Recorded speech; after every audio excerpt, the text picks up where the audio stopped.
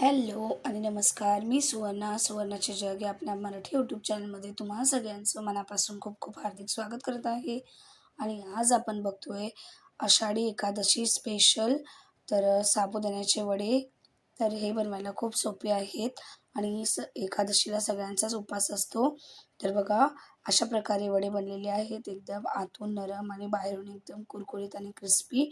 आणि हे एकदम चविष्ट असे लागतात. यासोबत आपण चटणीसुद्धा बघणार आहोत. तर जर तुम्हाला संपूर्ण रेसिपी बघायची असेल तर प्लीज व्हिडिओला शेवटपर्यंत नक्की बघा.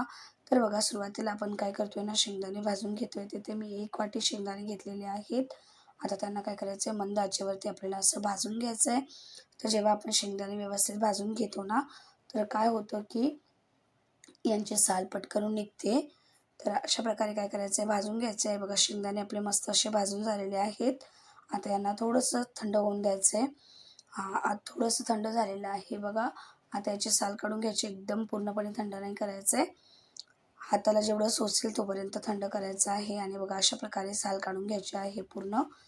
तर शेंगदाण्यांची आता साल काढून व्यवस्थित झालेली आहे.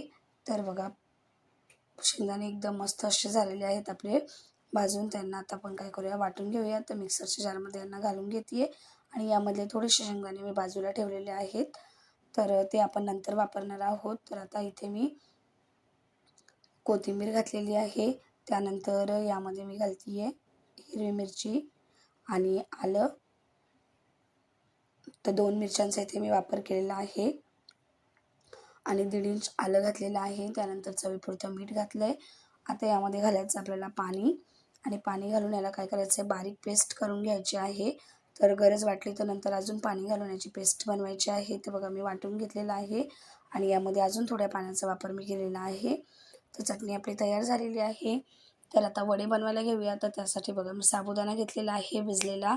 साबुदाणा 2-3 तास मस्त मी भिजवून घेतलेला आहे. त्यामध्ये आता मी घातलेत कढीपत्ता. तर कढीपत्ता असे मी हाताने तोडून घातलेले आहेत.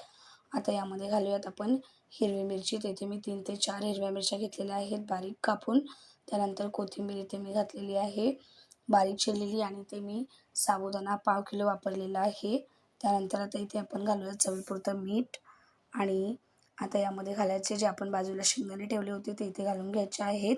आणि 4-5 बटाटे इथे कुस्करून असे घालायचे आहेत. तर बटाटे मी उकडवून घेतलेले आहेत आणि त्यांची साल काढून अशा प्रकारे यांना काय करायचं आहे, मॅश करून घ्यायचं आहे. बटाटा व्यवस्थित शिजवून घ्यायचा आहे. तुम्हाला जर वाटलं तर तुम्ही किसणीनेसुद्धा किसून घेऊ शकता, म्हणजे आज एकदम मस्त एकजीव होईल. तर बघा, अशा प्रकारे मी यामध्ये बटाटा 2 ते 3 बटाटे आता सध्या घातलेले आहेत. गरज पडली तर आपण अजून घालणार आहोत. तर बघा, 3 बटाटे घालून ना मस्त मिश्रण मी एकदम मिक्स करून घेते आहे. तर हे बघा, अशा प्रकारे काय करायचं, आपल्याला मस्त एकजीव करून घ्यायचं आहे.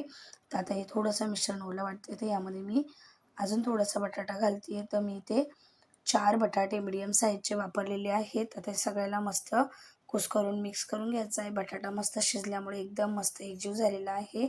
तर जर तुमचा बटाटा व्यवस्थित शिजला नसेल तर तुम्ही किसणीने किसून घेऊ शकता. आता बघा, बटाटा आपला किसून झालेला आहे, मिश्रण एकजीव करून झालेलं आहे. तर आता याचे वडे बनवून घेऊयात. तर हातावरती मी मिश्रण घेते आणि अशा प्रकारे याचा वड्याचा शेप बनवायचा आहे. तर बघा, मी हाताला तेल वगैरे काही लावलेलं नाही आहे, तरीसुद्धा किती मस्त असा बनतो आहे. अजिबात हाताला चिपकत वगैरे नाही आहे. तर अशाच प्रकारे आपल्याला काय करायचं आहे, सगळे वडे बनवून घ्यायचे आहेत बघा. आणि किती सोप्या पद्धतीने हे बनत आहेत. बनवायलासुद्धा जास्त मेहनत नाही आहे आणि एकदम कमी वेळात होतात. फक्त तांदूळ व्यवस्थित भिजवले ना की मग यांची चव एकदम मस्त अशी लागते. तर बघा, तुम्हाला हवं असेल ना तर तांदूळ तुम्ही रात्रभरसुद्धा भिजवू शकता, म्हणजे त्याने आणखी हे मस्त नरम भिजले जातील. तर बघा, एकदम मस्त असे हे बनवून झालेले आहेत वडे. आता यांना आपण फ्राय करूयात. तर मी तेल गरम करायला ठेवलेलं आहे. तर बघूयात तेल चेक करून कितपत गरम झालेलं आहे. तर तेल व्यवस्थित गरम झालेलं आहे. तर अशाच प्रकारे आपल्याला गरम हवं आहे, कारण एकदम थंड तेलामध्ये जर का आपण यांना सोडलं ना तर मग काय होईल, बटाटा पूर्ण असा गाळ होऊन जाईल आणि सगळा तेलामध्ये मिक्स होईल. त्यामुळे तेल व्यवस्थित गरम करणं गरजेचं आहे. आता यामध्ये काय करूयात, तर वडे सोडून घेऊयात बघा अशा प्रकारे. तर एकदाच खूप सारे नाही घालायचे, जेवढे आपल्या भांड्यामध्ये कढईमध्ये मावतील तेवढे घालायचे आहे. त्यामध्ये थोडासा गॅप राहिला पाहिजे, नाहीतर मग काय होतील, ते एकमेकांना चिपकून जातील आणि तेलाचं टेम्परेचर व्यवस्थित गरम करून घ्या. म्हणजे मग काय होतं की गरम तेलामध्ये तुम्ही यांना सोडणार ना तर हे तेल गरम असल्यामुळे लगेच शेप धरतात. नाहीतर मग काय होतं बटाटा आणि साबुदाणा वेगळा व्हायला सुरुवात होते. तर बघा अशा प्रकारे यांना काय करायचं आता आपल्याला आलटून पालटून दोन्ही बाजूने ना मस्त लाल होईपर्यंत शेकून घ्यायचं आहे. तर बघा आपण यामध्ये जास्त जिन्नससुद्धा नाही घातलेत आणि कमी एकदम वेळात यांना बनवून तयार करत आहोत. तर बघा मस्त असे हे साबुदाण्याचे वडे आपले तयार होतात. तर बघा आता आलटून पालटून दोन्ही बाजूने मी यांना मस्त फ्राय करून घेतलेलं आहे आणि आपले वडे तयार झालेले आहेत. ते यांना आपण काय करूयात काढून घेऊयात. तर बघा अशा प्रकारे मी यांना काढून घेते. तर अशाच प्रकारे काय करायचं आपल्याला सगळे वडे बनवून घ्यायचे आहेत. तर मी दुसरी बॅचसुद्धा यामध्ये घालून घेते आणि तीसुद्धा आपल्याला अशाच प्रकारे फ्राय करून घ्यायची आहे. तर हे बघा आणि अजिबात वडे वगैरे सुटत नाहीत. एकदम मस्त परफेक्ट असे होतात. तर यांनासुद्धा असंच गोल्डन होईपर्यंत फ्राय करून घ्यायचं आहे. तर बघा मस्त असे वडे फ्राय करून झालेले आहेत. तर हे सुद्धा आपल्याला काय करायचं आहे काढून घ्यायचे आहेत. तर बघा उपासासाठी तुम्ही हे वडे नक्कीच बनवून बघा. एकदम क्रिस्पी, कुरकुरीत आणि चवदार असे साबुदाणा वडे आपले तयार झालेले आहेत.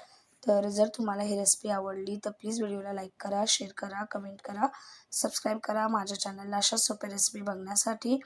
बघा मी तुम्हाला एक तोडून दाखवते कसा आतपर्यंत एकदम मस्त असा शिजलेला आहे. तर हे बघा आतपर्यंत एकदम नरम मऊसूद असा झालेला आहे. तर चला तर मग भेटूयात एका नवीन रेसिपीमध्ये. तोपर्यंत काळजी घ्या. तोपर्यंत नवनवीन रेसिपी ट्राय करत राहा. तोपर्यंत बाय.